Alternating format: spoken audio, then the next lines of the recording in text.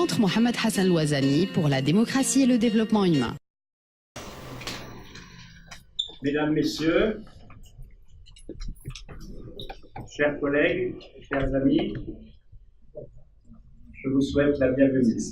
Selon nos pratiques, vous allez d'abord entendre le mot de bienvenue de notre chère présidente, Oriane Louazani, et ensuite nous passerons à la présentation du livre lui-même de monsieur le professeur Hassan Louazani, dont voici un exemplaire qui correspond à ce que vous retrouvez sur l'affiche.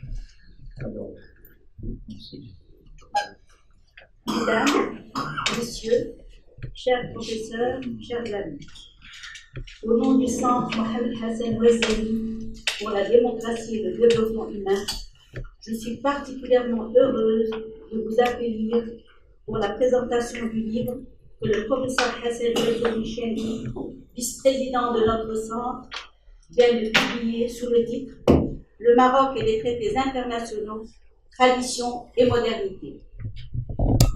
À titre personnel, je tiens d'abord à féliciter chaleureusement le professeur Hassan Louazani d'avoir abouti à la publication d'une étude qui lui tenait à cœur depuis de nombreuses années, et à le remercier vivement de nous avoir proposé d'organiser la présentation de son ouvrage à notre centre.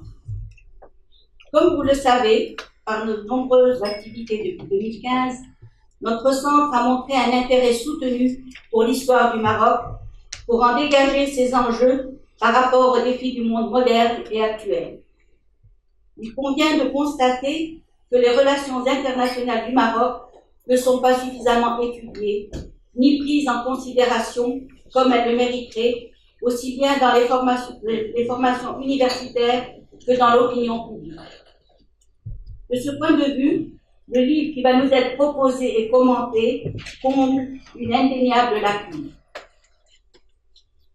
Je suis sûre que la présentation qui suivra contribuera à nous éclairer non seulement sur la profondeur historique des sources diplomatiques étudiées par le professeur Hassan Louazani, mais aussi sur leur pertinence pour comprendre les enjeux actuels des engagements internationaux du Maroc.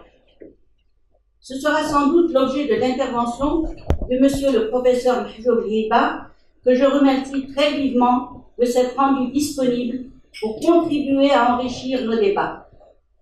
En tant que délégué interministériel des droits de l'homme, il est particulièrement qualifié pour commenter les engagements internationaux du Maroc en matière des droits humains et la pratique diplomatique dans la mise en œuvre des traités. Mes remerciements s'adressent aussi au professeur Abdelwahab Mhalmi, ami de notre centre depuis sa création et membre de notre conseil exécutif, éminent spécialiste des relations internationales et de la politique étrangère du Maroc, d'avoir accepté de nous faire part de l'appréciation que mérite le livre du professeur Louazani et de son apport à la compréhension de l'histoire diplomatique du Maroc.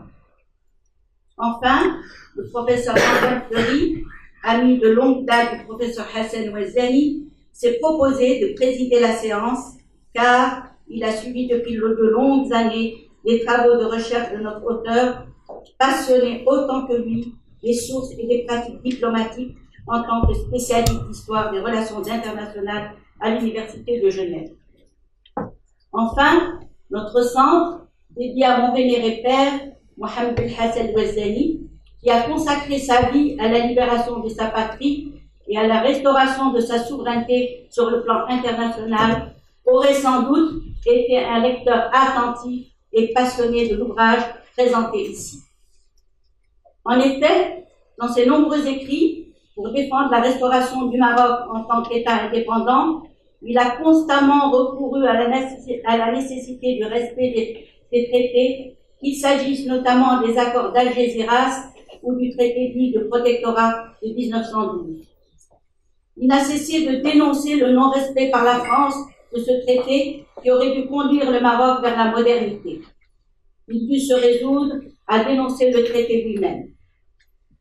Ses commentaires des pratiques coloniales se trouvent déjà très clairement explicités dans son étude élaborée durant les années d'exil et publiée sous le titre « Protectorat, crimes de lèse-nation. Autant dire que l'ouvrage du professeur Hassan Ouazzani offre une perspective de longue durée sur la position internationale de notre pays, analyse qui permet de revisiter la situation vécue par le Maroc durant la période de presque 50 ans de protectorat, donc de soumission aux puissances étrangères.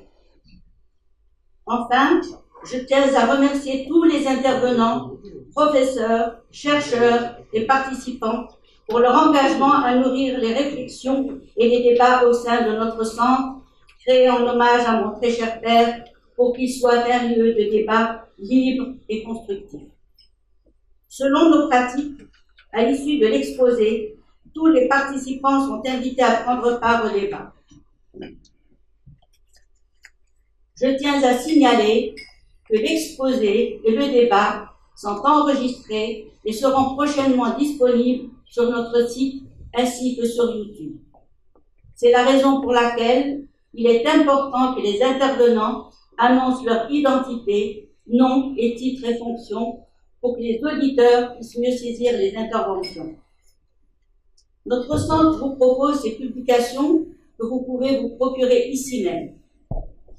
Maintenant, j'ai le plaisir de vous annoncer que nous venons de sortir de presse les actes du colloque de septembre 2017, le processus démocratique au Maroc depuis 2011, quel bilan. Il est disponible en e-book sur notre site web. J'aimerais aussi vous informer que notre centre est une association dont vous pouvez devenir membre. Une modeste cotisation donne ainsi droit à acquérir gratuitement nos publications annuelles et à prendre part à nos activités.